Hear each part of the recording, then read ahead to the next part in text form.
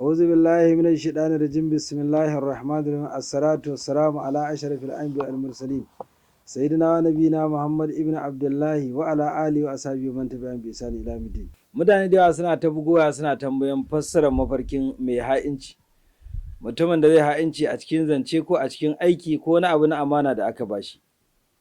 Ga abin da Sha'abul Gani Annabulsi ya fassara a cikin littafinsa Tadiru mujalladi na farko shafi na 105. Babul kha'i babi da yake magana akan kame ruwa.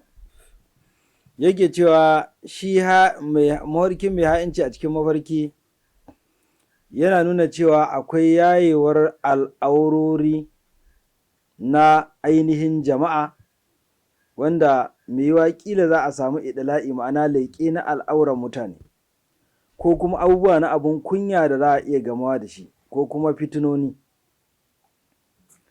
Wani lokacin aka ce bayyanar wasu asirori ne da suke da alaƙa da mata da kuma watan tsinkaye a bisa al'aurorinsu ko abubuwan da suka ɓoye ba sa son a gane. Wasu suka ce wani abu ne da yake nuna cewa lallai in ka yi mafarkin mai ha'inci yake nuna cewa mai wakila wata mace ce za a haɗu da ita wadda take ba ta da kare kanta ko ba ta da kamun kanta. Wallahu alam.